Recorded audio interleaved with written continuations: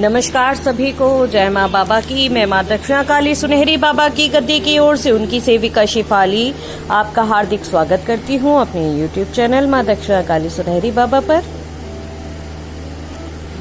काफी लंबे समय से कुछ बच्चे, खासतौर पर बिहार से, अभी एक ही रिक्वेस्ट कर रहे थे कि माँ एक वीडियो 9 निधियों के बारे में भी बनाइए।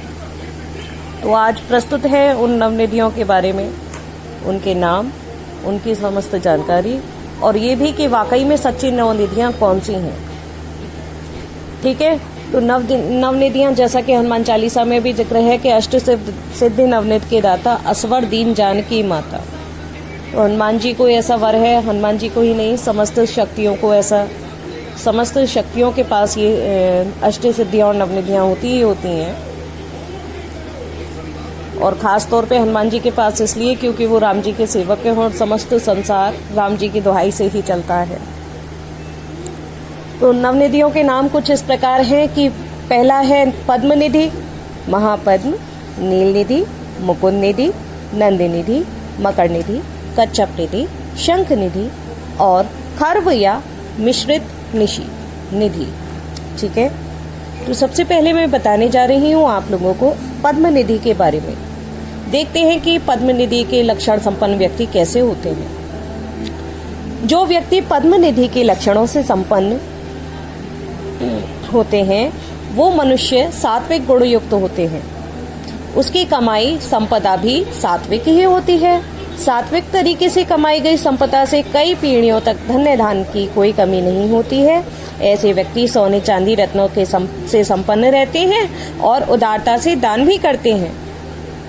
नंबर 2, महापद्म।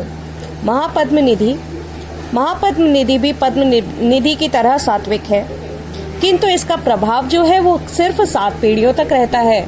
इस निधि से संपन्न व्यक्ति भी दानी होता है और उसकी 7 पीढ़ियां सुख भोगती हैं। तीसरे नंबर पर आती है नील निधि। नील निधि में सत्व और रज गुण दोनों ही मिश्रित होते हैं। ऐसी निधि व्यापार द्वारा ही प्राप्त होती है, इसलिए इस निधि से संपन्न व्यक्ति में दोनों गुणों की प्रधानता होती है। वैसे कहा जाता है कि ये निधि मधुर स्वभाव वाली निधि है और इसका जो प्रभाव है वो 3 पीढ़ियों तक रहता है। यदि आप लोगों को भी इनके बारे में कुछ जानकारी हो तो कमेंट में जरूर बताइएगा। नेक्स्ट है नंबर 4 पर मुकुंद निधि। मुकुंद निधि, ये जो निधि होती है ना, इस निधि में रजोगुण की प्रधानता रहती है, इसलिए इसे राजसी स्वभाव वाली निधि कहा गया है। इस निधि से संपन्न व्यक्ति का मन या इस निधि से संपन्न साधक का मन भोग आदि कार्यों में लगा रहता है और ये ऐसी निधि है जो एक पीढ़ी के बाद खत्म हो जाती है। समझ में आ गया होगा कि जो पहली निधि थी पद्म निधि 7 पीढ़ियों तक, पद्म निधि कई पीढ़ियों तक, महापद्म 7 पीढ़ियों तक, शंख निधि 3 पीढ़ियों तक और उसके बाद में नंबर 4 पर ये जो मुकुंद निधि है ये 1 पीढ़ी तक ही रहती है, इसके बाद में समाप्त हो जाती है। नंबर 5 पर जो विवरण मैं देने जा रही हूँ आगे वो है नंद निधि। नंद निधि में रज और तम दोनों गुणों का ही मिश्रण होता है और ऐसा माना जाता है और देखने में भी आया है कि इस निधि से संपन्न जातक और साधक लंबी आयु और निरंतर तरक्की प्राप्त करता है। ऐसी निधि से संपन्न व्यक्ति अपनी जो खुद की तारीफ है उससे बहुत खुश होता है और ये भी देखा गया है कि इस निधि से संपन्न व्यक्ति अपने कुटुंब की नींव होते हैं। ऐसे व्यक्ति अपने कुटुंब की नींव होते हैं, आधार यही व्यक्ति होते हैं और मेरे देखने में भी ऐसे लोग आए हैं। इसके बाद मैं बताना चाहूंगी नंबर 6 पर मकर निधि के बारे में। मकर निधि को तामसी निधि बोला गया है। तामसी है ना, आप ना इनके नामों से भी जान सकते हैं इन चीजों के बारे में। मकर है ना, मकर निधि को तामसी निधि कहा गया है। इस निधि से संपन्न साधक अस्त्र और शस्त्रों का संग्रह करने वाला होता है। ऐसे व्यक्ति का राज्य में, राजनीति में, शासन में दखल होता है, अच्छी पहुंच होती है, ऊंचे स्तर के राजनीतिक संबंध होते हैं ऐसे व्यक्तियों के। ऐसे व्यक्ति अपने शत्रुओं पर सदैव भारी पड़ते हैं और सदैव ही युद्ध के लिए तैयार रहते हैं, तत्पर रहते हैं। ऐसी निधि प्राप्त साधक की मृत्यु भी इन्हीं कारणों से यानी अस्त्र और शस्त्रों की वजह से या किसी दुर्घटना की वजह से हो जाती है। इसके बाद आपको बताना चाहूंगी 7वीं निधि, जो कि है कच्छप निधि।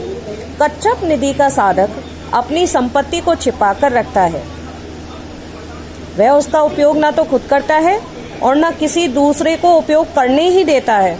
जैसे सांप होते हैं ना, कुंडली मारकर बैठ जाते हैं खजाने की रक्षा करने के लिए, उसी प्रकार ऐसे साधक होते हैं। इस निधि से संपन्न व्यक्ति भी ऐसे ही होते हैं कि सांप की तरह उस धन को, उस निधि को कुंडली मारकर बैठ जाते हैं और ना तो खुद ही उसका उपयोग करते हैं, ना ही किसी दूसरे को उपयोग करने देते हैं। और परिणाम यह होता है कि ऐसे व्यक्ति धन होते हुए भी उसका उपयोग कभी नहीं कर पाते हैं। ठीक है। नंबर 8 पर जिस निधि का नाम मैं बताने जा रही हूँ वो है शंख निधि।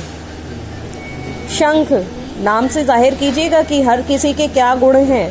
इसके बाद में निधियों के गुण निकल के आते हैं। ठीक है। तो शंख निधि है, तो शंख निधि संपन्न साधक या व्यक्ति स्वयं की ही चिंता और स्वयं के ही भोग की इच्छा करता है। कमाई तो उसकी बहुत होती है, बहुत कमाता है, अत कमाता है, उसकी कमाई का ओर छोड़ नहीं होता, लेकिन जो उसके परिवारजन होते हैं वो गरीबी में ही जीवन जीते हैं। जैसा कि मैं ऊपर जाहिर कर चुकी हूँ बोलते समय कि साधक अपनी चिंता और अपने भोग की ही चिंता करता है। ऐसा व्यक्ति धन का उपयोग स्वयं के सुख और भोग के लिए ही करता है, जिससे उसके परिवार का जो जीवन है वो गरीबी में ही गुजरता है। उसके परिवारीजनों को उसकी संपत्ति में से कुछ भी प्राप्त नहीं हो पाता, अतः वो गरीबी में ही जीवन व्यतीत करते हैं। नंबर 9 पर जिस निधि के बारे में मैं बता रही हूँ वो है खर्व निधि। खर्व निधि को हम मिश्रित निधि भी बोलते हैं। ठीक है। जैसा कि नाम से ही जाहिर है, मिश्रित है ना, तो इस निधि से संपन्न व्यक्ति 8 निधियों का सम्मिश्रण होते हैं। जो ऊपर दी गई 8 निधियां हैं उन सभी का सम्मिश्रण इस निधि में होता है। इस निधि से संपन्न व्यक्ति को मिश्रित स्वभाव का भी बोला जाता है। आप ना बोल नहीं सकते हो उसके स्वभाव के बारे में और उसके कार्यों के बारे में भी भविष्यवाणी नहीं कर सकते, है ना। ऐसा माना जाता है कि इस निधि को प्राप्त व्यक्ति या तो विकलांग होता है या घमंडी होता है, या हो सकता है दोनों हो। और मौका यदि उसे मिल जाए तो मौका मिलने पर दूसरों का धन तथा सुख भी छीन लेता है। कह सकते हैं कि धोखेबाज भी होता है। ठीक है। ये तो हो गई नवनिधियों के बारे में चर्चा, किंतु मैं आपसे जो कहना चाहती हूँ, मेरे हिसाब से जो सच्ची नवनिधियां हैं वो ये नहीं है। जो सच्ची नवनिधियां हैं वो है व्यवहार। जो हमारा व्यवहार होता है वो उत्तम होना चाहिए, सर्वोत्तम होना चाहिए।